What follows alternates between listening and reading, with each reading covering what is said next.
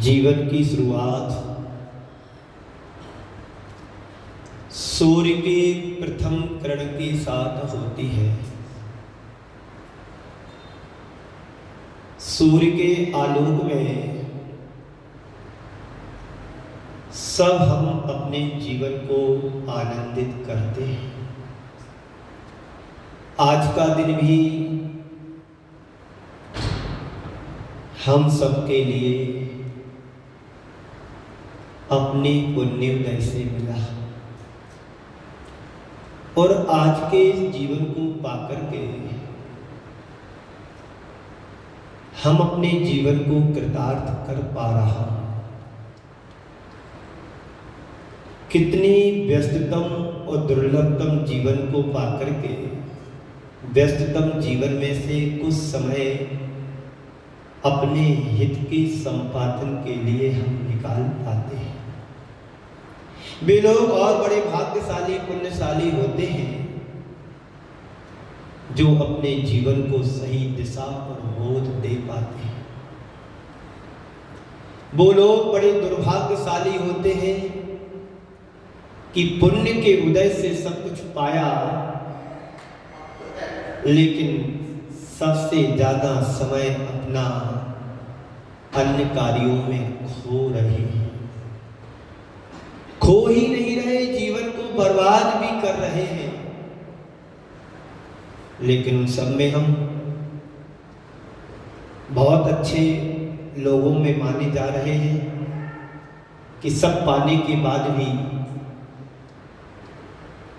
सब कुछ भी चला जाए तो कोई गम नहीं होना चाहिए, क्योंकि किसी ने कहा है कुछ पाने के लिए कुछ खोना पड़ता है, और सब कुछ पाना चाहते हो तो सब कुछ सर्वस्व का त्याग करना पड़ता है। इसी क्रम में हम तीर्थंकर भगवंतों की श्रृंखला को अपने जीवन में अवतरित कर रहे हैं। रोज पूजन के बारे में हम अभी 2 दिन से सुन रहे हैं। उसी क्रम को आगे बढ़ाते हुए थोड़ा सा विषय और पूजन के बारे में विचार रखते हैं। पूजा हमारे जीवन का मंगलाचरण है, जिस मंगलाचरण के माध्यम से हमारी आत्मा का आचरण मंगलमय बनता है।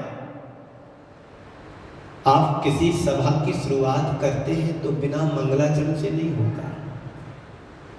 ऐसे ही हमारे जीवन का प्रतिपाद या जीवन की शुरुआत होती है तो मंगलाचरण से होना चाहिए। जब देर रात सोने के बाद हम सुबह उठते हैं तो हमारे मुख से प्रभु का नामोच्चारण होना चाहिए। हे प्रभु, आपकी परम कृपा से आज का दिन मुझे मिला। इस दिन को मैं अपने जीवन का सार्थक दिन बना सकूं, ये भाव हमारे हृदय में हर रोज जब उठे तब होना चाहिए। बोलो, होना चाहिए कि नहीं चाहिए? कैसे भाव होना चाहिए? देख दूसरों की बढ़ती को कभी ना ईर्षा भाव रखूं, ये भाव कि देख दूसरों की बढ़ती को ईर्षा भाव खूब धरूं। बने जहां तक इनकी सेवा औरों का उपकार करूं, ये भाव कि बने जहां तक इन जीवों का खूब दुर्व्यवहार करूं। कौन से भाव हमारे जीवन को कल्याणकारी बना दे, कुछ कहा नहीं जा सकता है।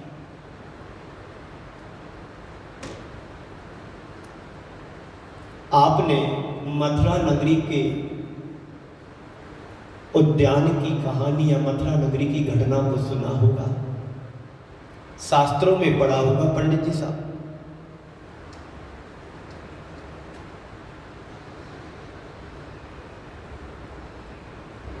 मां अपने बेटे को तैयार कर रही है। बेटा, तू शादी कर ले। क्या नाम था बेटे का? हाँ, सुन रहे हो। बेटे का नाम था जम्बू कुमार। मां की एक लौती संतान थी। लेकिन उसका मन विषयों में नहीं रम रहा था, उसका मन तो आत्मा में रमण करने के लिए मचल रहा था।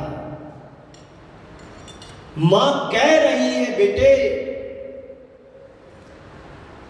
तू एक बार शादी कर ले, फिर मेरे से आ। नहीं मां, मुझे विवाह नहीं रचाना है, मुझे बैराग उमड़ रहा मेरे जीवन में। नहीं बेटे, मेरी एक बात तू मान ले, एक दिन तू, एक रात तू शादी कर ले, एक रात तू अपनी रानियों के साथ रह ले, सुबह तुम्हें जो करना तू कर लेना। सुनते हैं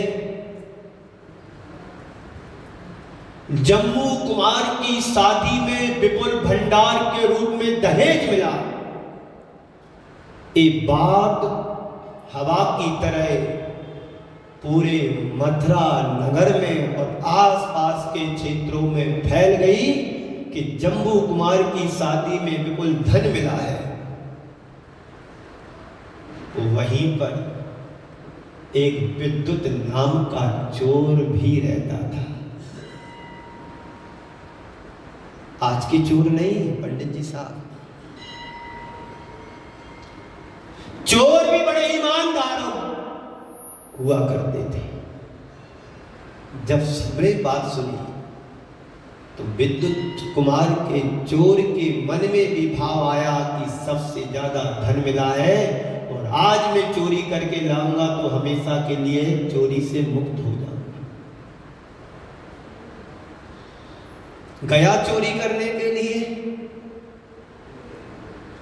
उधर जम्बू कुमार और उनके सामने 8 उनकी पत्नियां अपने हाव भाव से अपने पति को रिझा रही हैं और जम्बू कुमार अपने अध्यात्म के तर्कों से उनको समझा रहे हैं कि संसार नाशवान है, ए यौवन, ए जीवन, ए विषय, ए कसाएं सब क्षण भंगुर हैं, इनमें कोई सार नहीं है। जो संसार विषय सुख होता, तीर्थंकर काहे को क्या। यदि संसार में वास्तव में सुख होता तो तीर्थंकर भगवान भी इस संसार का विच्छेद नहीं करते।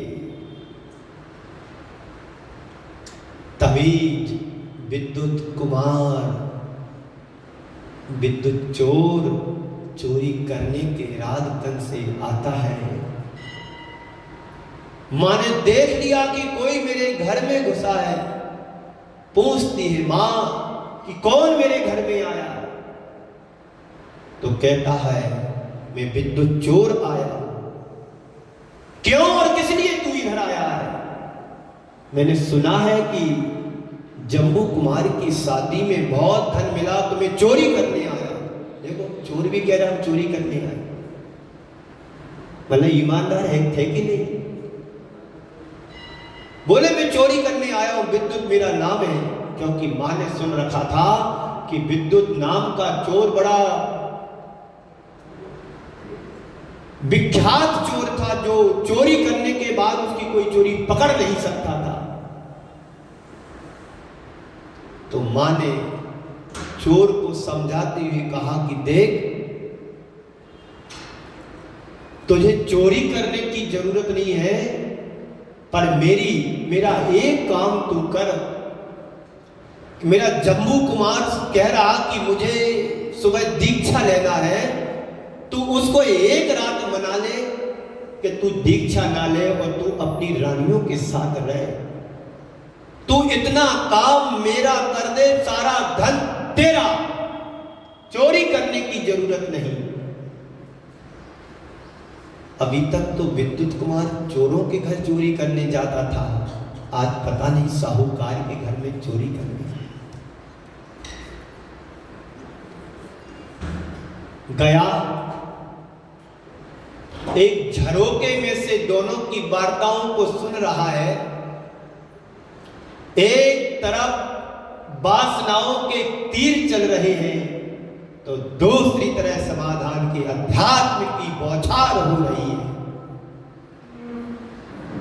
जब उसने सारी स्थिति को समझा और उसका मन वैराग्य से भर गया, वैराग्य उमड़ गया चोर के अंदर भी। वापस आया, मां से कहा कि मां, मैंने सारी स्थिति समझ ली है, अब मैं एक पल का भी विलंब नहीं चाहता हूं। विद्युत कुमार, जम्बू कुमार तो सुबह दीक्षा लेगा, किसने देखा कि सुबह होगी या नहीं होगी, क्योंकि मेरी एक श्वास पर कोई मेरा अधिकार नहीं है। मैं तो अभी चला दीक्षित होने के लिए। इतिहास की एक अलौकिक घटना थी कि चोर भी चोरों का सरदार साधु बनने के लिए चला। यहां कितने हैं चोर? सब साहूकार हैं। यहां सब एक भी चोर नहीं है, सब साहूकार है। बंधुओं, एक घटना है, इतिहास की घटना है कि कोई चोर साधु बनेगा। नहीं मां, मैं तो अभी चला, मुझे एक पल का भी भरोसा नहीं है, मैं तो चला। और कहते हैं रात में ही दीक्षित हो जाता है। और कहानी आगे यही कहती है कि चोर भी मोक्ष का अधिकारी बन गया। ये इतिहास की अलौकिक घटना थी। ये वैराग्य के भाव, वैराग्य को देख करके ही मालूम पड़ता है। आप किसी के घर में बंदूक टंगी हो और उस बंदूक को देख करके कैसे भाव उमड़ते हैं? वैराग्य के कि क्रोध के? बोलो। एक निमित्त है कि बंदूक या पिस्तौल को देख करके भाव में, तुम्हारे भाव में आक्रोश आएगी, वीरता आएगी। और किसी बैरागी को देख करके, बैराग मुद्रा को देख करके निश्चित तुम्हारे मन में कुछ पल के लिए दया, करुणा, शांति, परस्परता, आत्मीयता, वात्सल्य, सकारात्मक और वैराग्य के भाव एक पल को उमड़ेंगे ही। बात को प्रारंभ करो। पूजा का सच्चा फल केवल परंपरा से पूजा करने वाले भर को ही नहीं मिलता है। पूजा का फल तो उन्हें मिलता है जो पूज्य के स्वरूप को पहचानते और जानते हैं। मैं आपके सामने कौन हूं और भगवान बेदी में विराजे कौन है? मैंने बचपन में एक पुस्तक के ऊपर टाइटल पढ़ा था, आप लोगों ने भी पढ़ा होगा, पूजा करो या पूज्य बनो। किसने पढ़ा ये पुस्तक? पूजन की पुस्तक के ऊपर लिखा था, पूजा करो या पूज्य बनो, इसके अलावा कोई दूसरा मार्ग नहीं है। या सच्चे श्रावक बनो या फिर श्रवण बनो, यही पूजा का फल है। और परंपरा से पूजा का फल इन्हीं को मिलता है। सबसे पहले आप अपने जीवन में पूजन करना प्रारंभ करो। पूजा के स्वरूप को समझो, पूजा के अध्यात्म को समझो और पूजा की परंपरा को समझो। पूजा मात्र इस थाली से द्रव्य उठाकर के इस थाली में रखने का नाम पूजा नहीं है। तुम्हारे भावों में भी पूजा आना चाहिए। द्रव्य पूजा तो सभी करते हैं, पर द्रव्य के साथ भाव पूजा भी जुड़ना चाहिए। मोक्ष भी दो प्रकार से होता है। एक द्रव्य मोक्ष और एक भाव मोक्ष। जिन परिणामों से तुम्हारी आत्मा के समस्त कर्म क्षय को प्राप्त हो जाते भाव मोक्ष है, और 8 कर्मों से मुक्त हो जाना एक द्रव्य मोक्ष है। यही पूजा का फल है और कुछ नहीं है बंधुओं संसार में महानुभाव। यदि ये पूजा हमारे हृदय में समा गई तो द्रव्य की पूजा करो ना करो, पर भावों की पूजा में समरसता आना चाहिए। भाव पूजा जब तुम्हारे हृदय में भावों में परिवर्तन आएगा तो तुम्हारी कसायों में मंदता अवश्य आएगी, मंद कसाई बन जाओगे। पंडित जी, मंद कसाई, जो मंद कसाई होता है वही मुक्ति के पथ पर आगे बढ़ सकता है। अभी हम मुक्ति के पथ पर नहीं है, भुक्ति के पक्ष पर है। भुक्ति यानी भोग, जो संसार के भोग हैं, जो संसार के कारण को बढ़ाने वाले हैं, यानी संसार को बढ़ाते हैं। मुमुक्षु यानी मोक्ष मार्ग पर चढ़ने वाला मुमुक्षु। अब एक शब्द बड़ा प्रयोग करते, मुमुक्षु शब्द किसके लिए बोलते हो? नाम मत लो, फंस जाओगे। मुमुक्षु किसको कहते हैं? जो मोक्ष के मार्ग पर आगे बढ़े, समस्त परिग्रह का त्यागी हो, उसे मुमुक्षु कहते हैं। जो जोड़ जोड़ करके रखे उसे तो मुमुक्षु कहते हैं, क्योंकि भोग के लिए हमने जोड़ा है, त्यागने के लिए थोड़ी जोड़ा है। करनी और कथनी में बड़ा पंडित जी साहब अंतर होता है। कहना इजी है, सरल है, पर कह करके उस मार्ग का अनुसरण करना बड़ा कठिन है। तो पूजा का फल तो उन्हें ही मिलता है जो पूज्य के स्वरूप की पहचान कर लेते हैं, यानी जानते हैं।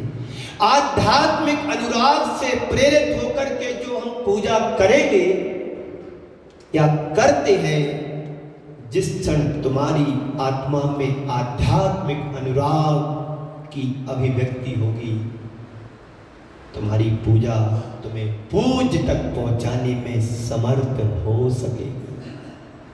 बात समझ में आई? यहां जितने बैठे हैं सभी पूजा करते हैं। हाथ ऊपर करो, कौन पूजा नहीं करता है? जो पूजा नहीं करता वो हाथ ऊपर करके दिखाए, ईमानदारी का परिचय दे। 1 2 3 4 लोग पूजा, 5 नहीं करते, 6। हाँ, धीरे धीरे ट्यूबलाइट जलती है, हेलोजन थोड़ी है। यानी हम पूजा नहीं करते हैं, इससे मतलब सिद्ध होता है कि हमने अभी धर्म की हमारे जीवन में शुरुआत ही नहीं हुई। इसलिए अभी कहा था, थोड़ा आवाज फ्री करो, मैंने कहा था कि पूजा करो या पूज्य बनो। आप अपने बहुमूल्य जीवन को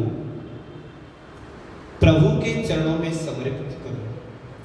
आप अपनी श्वासों को प्रभु के चरणों में अर्पित करें कि हे प्रभु, आपके गुणानुवाद करता करता मैं अपने जीवन को समर्पित करूं। यही मेरे जीवन का सबसे सर्वश्रेष्ठ जीवन है। सन 2005 की बात है या 3 की, एक ललितपुर के ग्रस्त ब्रह्मचारी, उस समय कुंडलपुर में संघ रुका हुआ था। 3 की बात है, क्योंकि 6 में तो मंदिर गिर गया था। वो 5:30 बजे आचार्य भक्ति के बाद, जब सामने से सीढ़ियां थी, अब तो साइड से बना दी गई, उन सीढ़ियों से जाकर के वो ब्रह्मचारी, और जब कुंडलपुर के बड़े बाबा पुराने मंदिर में थे, नीचे उतर के जाना पड़ता था। और प्रभु चरणों में दर्शन करने के लिए साष्टांग लेट गया, फिर जीवन में दोबारा नहीं उठ पाया, वो उन्हीं का हो गया। ये मरण सुमरण की श्रेणी में आता है। पता था क्या उसको मैं दर्शन करने लेटूंगा रोज की तरह, तो क्या आज भी उठूंगा? यदि पूजा करते करते हमारे प्राणों की आहुति भी होती है, तो इससे अच्छा तुम्हारे जीवन का मरण और क्या होगा? ये सुमरण है, शुभ मरण की श्रेणी में आता है। तो तुम्हारी पूजा तुम्हें पूज्य तक पहुंचा देगी। आध्यात्मिक अनुराग से भरे हुए व्यक्ति की पूजा उसे स्वयं ही पूज्य बना देती है। पूजा के माध्यम से ही पूज्यता को उपलब्ध किया जा सकता है। पहले पूजा करो, फिर बाद में समय बचे तो पूज्य बनो। है हमारे पास इतना वर्गीकरण जीवन का? तुम्हारे पास यदि 1 रुपया है तो उसकी 4 भाग करो। जैसा आपके पास यदि 1 रुपया है उसके 4 भाग करो। 25 पैसे का तुम परमार्थ के लिए, दान के लिए रखो। 25 पैसे इमरजेंसी के लिए रखो। 25 पैसे पारिवारिक खर्च के लिए रखो और 25 पैसे में स्वयं के लिए खर्च के लिए रखो, यानी दान करने के लिए। कभी तुम्हें दिक्कत आने वाली नहीं है, लेकिन हम करते क्या है? जितनी स्पीड से पैसा आता है उतनी स्पीड से पैसा गंवा भी देते हैं। तो आध्यात्मिक अनुराग से भरे हुए व्यक्ति की पूजा उसे स्वयं ही पूज्य बना देती है और पूज्यता को उपलब्ध भी करा देती है, बशर्ते हम उसके स्वरूप को समझेंगे तब। बंधुओं, पूजा में आध्यात्मिकता छिपी है और इसी अध्यात्म के कारण हमारे आचार्यों ने सम्यक्त वर्धनी क्रिया के रूप में भी स्वीकारा है। जितनी भी हम मंदिर में आकर के अनुष्ठान क्रियाएं करते वो सम्यक्त को बढ़ाने वाली है, जीवन में कर्मों की निर्जरा कराने वाली है और पुण्य का साथ ही साथ संचय कराने वाली है सारी क्रियाएं। देव पूजा वह क्रिया है जिससे हमारे सम्यक्त में निर्मलता आती है, विशुद्धि बढ़ती है और पूजा हमारी जीवन शैली को भी परिवर्तित कर देती है। जो पूजा नहीं करते, समय से मंदिर नहीं आते हैं, उनकी जीवन शैली क्या है? अभी सो के भी नहीं उठे होंगे। यही ना तुम्हारी जीवन शैली है। ये तो राक्षसों की जीवन शैली होती है। ना सोने का समय, ना जागने का समय, ना खाने का समय और ना जीने का समय। कोई समय की मर्यादा सीमा नहीं। लेकिन जो भगवान का सच्चा पुजारी होता है वो समय से सोता भी है, समय से जागता भी है और समय से सारी क्रिया को करता भी है। इसलिए हमारी सोच को बदल देती हमारी पूजा। उस पूजा को करो जिससे हमारे हृदय में परिवर्तन हो, हमारे अंतरंग के रंग को बदल दे और जीवन की तरंग को बदल दे। वो तुम्हारी पूजा होना चाहिए। भगवान की पूजा व आराधना करने से या करने के बाद हमारी सोच में यदि परिवर्तन आ रहा है तो समझना कि हमारी पूजा सही रीति से चल रही है। इधर भगवान का अभिषेक करो, पूजा पाठ करो, बाहर निकल करके राग रंग में रहो। क्या होगा? तुम्हारी पूजा व्यर्थ चली जाएगी। एक जगह निर्माण कांड पढ़ा जा रहा था, एक अम्मा बड़े जोर जोर से पढ़ रही थी। लिखा था जे बलभद्र मुकट्टी में गए, है ना, यही लिखा है ना, जे बलभद्र मुकट्टी में गए। और अम्मा बड़ी जोर जोर से अपनी अलग चाल ढाल रात में पढ़ रही थी, जे बलभद्र मुफ्त में गए, जे बलभद्र मुफ्त में गए। सुना तो मैंने सोचा उनकी पूजा भी मुफ्त में गई। क्या मेरी पूजा इसी श्रेणी में तो नहीं है? बाबूजी, जैन साहब, महानुभाव, हे भव्य आत्मा, सम्यक दृष्टि हो, क्या मेरी पूजा इस तरह की क्वालिटी वाली तो नहीं? हमारी पूजा का लेवल क्या है? तुम्हारी पूजा का लेवल वो होना चाहिए कि तुम्हारे भावों में बड़ा आनंद आना चाहिए। पूजा करते करते आंखों से आंसू बह जाएं कि प्रभु मैं कितना झूठ बोलता हूं कि जो लिखा है वही भी मैं चढ़ा नहीं पा रहा हूं। भगवान मुझे इतना समर्थ सामर्थ्यशाली बनाओ कि जैसा लिखा है वैसा मैं आपके चरणों में अर्पित कर सकूं। ये तुम्हारी पूजा मानी जाएगी। एक थाली से द्रव्य को उठा करके दूसरी थाली में रख देना मात्र ही पूजा नहीं है। एक त्रियंचवी भगवान के भावों को उठा करके अपने जीवन का उत्थान और कल्याण कर लेता है, अपने जीवन को प्रशस्त कर लेता है, सम्यक दर्शन जैसी विशुद्धि को प्राप्त कर लेता है।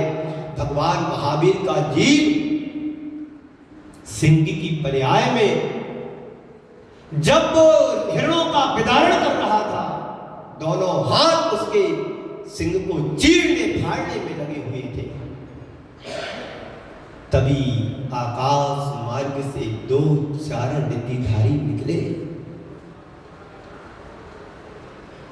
और उन्होंने देखा ये महान जीव है, इसको तीर्थंकर बनना है, धर्म चक्र को आगे बढ़ाना है, इसको संबोधना परम आवश्यक है। हे वनराज, तू क्या कर रहा है? तुम्हारे लिए त्रिलोकी नाथ बनना है, जगत पूज्य बनना है, और तू क्या कौन सा कृत्य कर रहा है? समझो, थमो, रुको, अपने जीवन पे दृष्टिपात करो अंदर, आत्मा के अंदर। तेरे लिए भव्य जीव हो तू भव्य जीव है। आगामी 24 में तुम्हें 24 में तीर्थंकर बनना है। एक संबोधन जब उस जंगल के राजा को कहा दिया गया, उसके दोनों हाथ जो सिंह को बिदाड़ने में लगे हुए थे वो प्रभु की वंदना में जुट जाते हैं। ए भाव, तुम तो नरसिंह बैठे हो, कौन हो? नरसिंह हो, मनुष्यों में श्रेष्ठ हो। सम्यक दर्शन को प्राप्त करने का तुम्हारे पास अवसर है। आप व्रतों को धारण कर सकते हैं, आप अपने जीवन को सही दिशा दशा बोध दे सकते हैं। स्वर्गों में, नरकों में, त्रियंचों में कोई व्यवस्था नहीं है। तो पूजा का फल यही है कि अपने जीवन में पूज्यता को प्राप्त करें। तो समझना कि पूजा का वांछित फल हमको मिल रहा है यदि हमारे हृदय में परिवर्तन आ रहा है, कसायों में परिवर्तन आ रहा है, लोभ कम हो रहा है, मान कम हो रहा है, कसाएं मंद पड़ रही हैं, तो समझना पूजा हमारी सही रीति से हो रही है। बड़े बड़े चंदन के वृक्ष घिस करके चंदन लगा लेना और शीतलता अंदर नहीं आई तो चंदन का वृक्ष भी क्या कर सकता है? चंदन के वृक्ष में लिप्ट हुए सर्प अपना विष त्याग नहीं कर सकते हैं। तो चंदन के वृक्ष का दोष नहीं है, दोष हमारे अंदर जो खोट है उसमें है। प्रभु को घिस लो, मार्जन कर लो, कपड़ा फट गए, प्रतिमा घिस गई, कर्मों में परिवर्तन नहीं आया, कथाओं में गठानों में मंदता ढीलापन नहीं आया, तो पूजा करने की कोई सार्थकता, सही उपलब्धि नहीं है। देव शास्त्र गुरु रतन कर, तीन रतन करतार, भिन्न भिन्न कम आरती।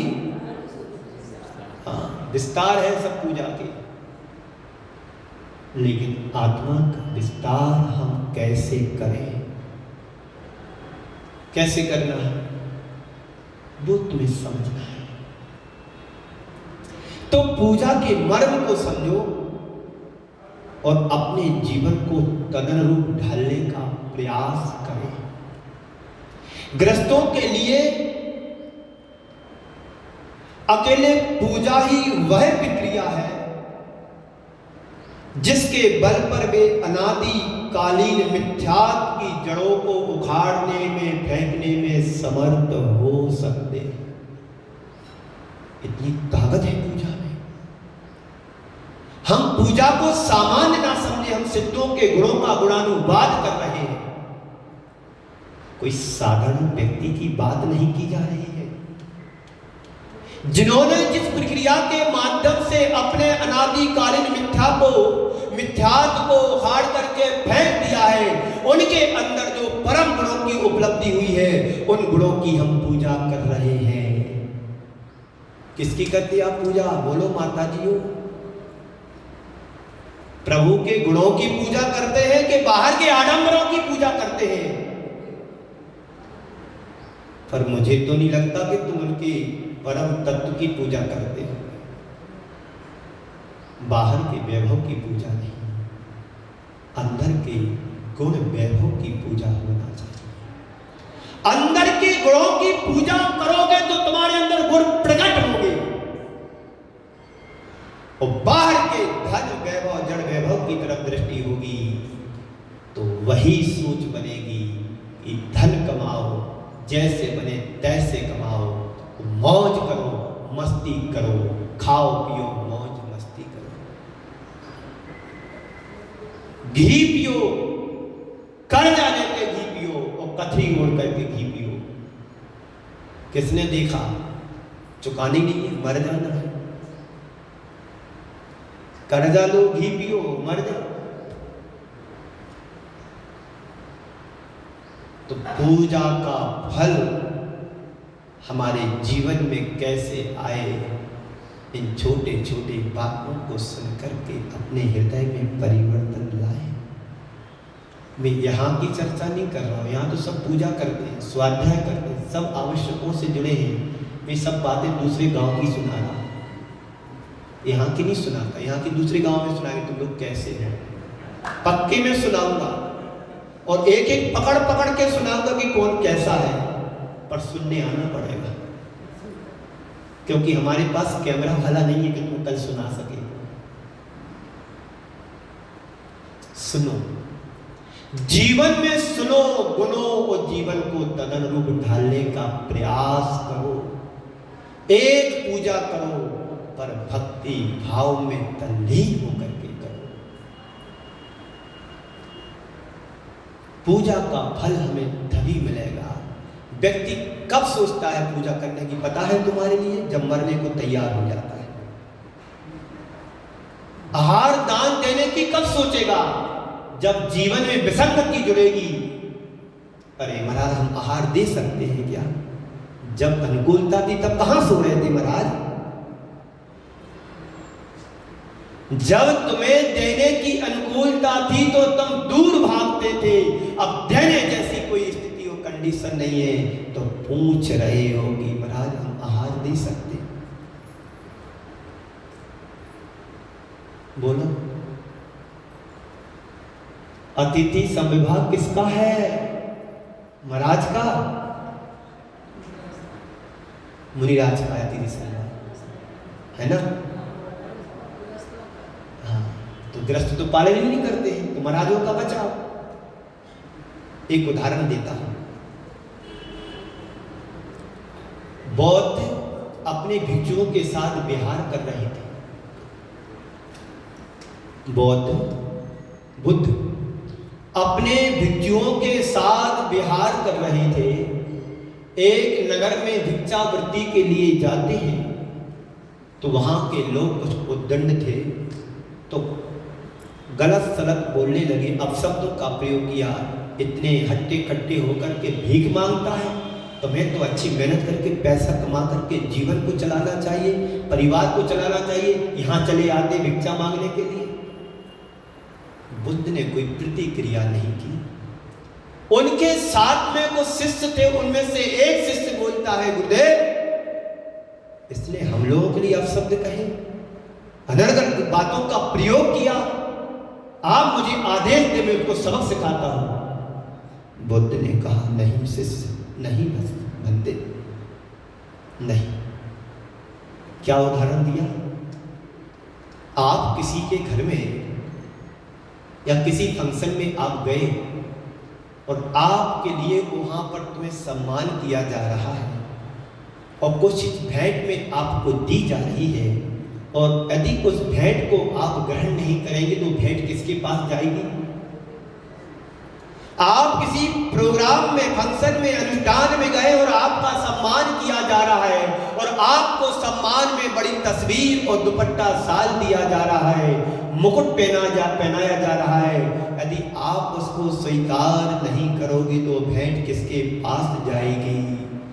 तो शिष्य कहता है, गुरुदेव वो भेंट जो दे रहा है, सम्मान कर रहा है, वो भेंट उन्हीं के पास वापस रहेगी।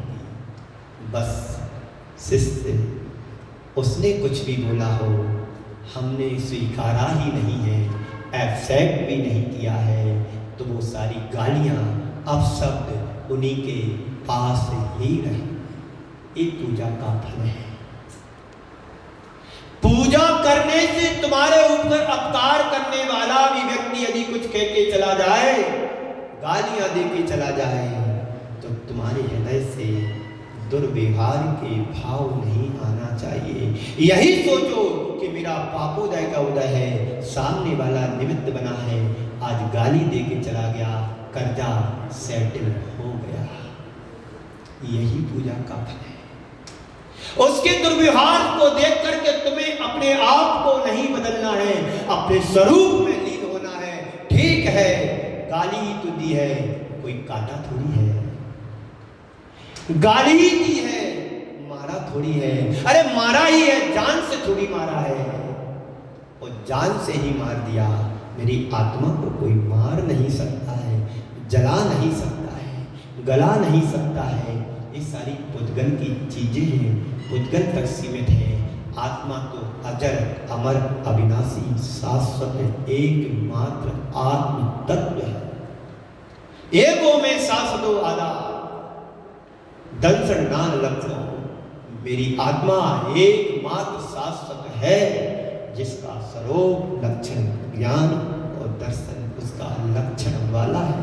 आत्मा का कौन बिगाड़ सकता? एक पूजा का फल है। पूजा करने से और कुछ नहीं मिलेगा, पर परिणामों में शालीनता, आत्मीयता, परस्परता, सद्विचार, सद्व्यवहार के भाव जरूर आएंगे। जो भद्र परिणामी होते हैं वो सहजता से बातों को इग्नोर कर देते, चलो हटाओ, ऐसा तो होता रहता है, चलो आगे बढ़ो। लेकिन जो अहंकारी होता है, ईंट का जवाब पत्थर से देने की औकात रखता है। पर मोक्ष मार्ग में ऐसा नहीं। मोक्ष मार्ग ये कहता है तो पूरी गाली सुना के जा, हम सुनने को तैयार है, कल दोबारा आने पड़ेगा, पेट्रोल का खर्चा लगेगा, गाड़ी चलाना पड़ेगी, कहीं कुछ करना पड़ेगा, फिर दिमाग लगाना पड़ेगा। इसलिए भाई तुम अभी जो कुछ करना कर ले, गांधी बनो। एक मारा, दूसरी तरफ कल दोबारा आपको मारना पड़ेगा, मारना आज ही सब कुछ करके चला जाए। ये भाव जिसके हृदय में होते हैं वही देश का पिता, राष्ट्रपिता बन सकता है, और वही परमात्मा बन सकता है, जिसके अंदर जगत के कल्याण अपकारियों के प्रति भी उपकार का भाव रहता है, ये पूजा का फल है। और क्या है पूजा का फल? गैंती फावड़े चलाना है, खंती खोदना, पहाड़ उठाना, ये पूजा का फल है। पहाड़ को भी राई के बराबर बनाने वाले, वो पूजा का फल है। कर्मों को काट भेदने की शक्ति पूजा के माध्यम से आती है, पर इस द्रव्य की थाली इसमें चढ़ाने से नहीं, भावों से होना चाहिए। वो भाव नहीं लेना जो आप लोग सोच रहे हैं, महाराज ने तो अच्छा उपदेश दिया कि भाव पूजा करो, वो नहीं। द्रव्य में भाव जुड़े वो भाव पूजा है, नहीं तो अर्थ का अनर्थ नहीं करना। द्रव्य के साथ भावों को जोड़ना है। जब तक जीवन है, शरीर है, उसके लिए हमें खुराक भी देना है, और बिना खुराक दिए आत्मा का कल्याण भी नहीं है। तीर्थंकर क्यों ना हो, एक बार सब कुछ छोड़ने के बाद सब कुछ जोड़ने के घर जाना पड़ता है आहार लेने के लिए, तब केवल ज्ञान होता है। कौन सा ज्ञान? केवल ज्ञान, जिस ज्ञान के माध्यम से हम जगत की चीजों को, पदार्थों को अपने ज्ञान में झलका लेते हैं। इस ज्ञान को समझो और जीवन के वैराग्य को मजबूत करो, तो जीवन का उद्धार और कल्याण है। कल फिर पूजा पर विषय पर चर्चा करेंगे। आप सबका समय हुआ। इसी मंगल प्रीत भावना के साथ मैं अपनी वाणी को यहीं पर विराम देता हूँ। 4 पंक्तियों के साथ। आंखों में अगर अरमान हो तो जहान तुमसे दूर नहीं, आंखों में अगर अरमान हो तो जहान तुमसे दूर नहीं, और पांखों में अगर प्राण हो तो आसमान तुमसे दूर नहीं। आंखों में अगर अरमान हो तो जहान तुमसे दूर नहीं, पांखों में अगर उड़ान हो तो आसमान तुमसे दूर नहीं। मंदिर की शिखर पर बैठ करके पक्षी ने एक गीत गाया, आप लोग नहीं गा पाओगे। शिखर पर पक्षी ही बैठेगा, पक्ष करने वाला, पक्षपात करने वाला नहीं बैठ सकता। मंदिर की शिखर पर बैठ करके पक्षी ने ये गीत गाया, श्रद्धा में तुम्हारी जान हो, श्रद्धा में तुम्हारी जान हो तो भगवान तुमसे दूर नहीं। श्रद्धा में अगर जान हो तो प्रभु तुमसे दूर नहीं। बोलिए परम पूज्य आचार्य गुरुवर श्री विद्यासागर जी महाराज की जय। जो बोले परम पूज्य मुनि श्री अरहर सागर जी महामुनि राज की। कल प्रभु श्री नवीनाथ भगवान के निर्वाण कल्याणक महामहोत्सव का ये पवित्र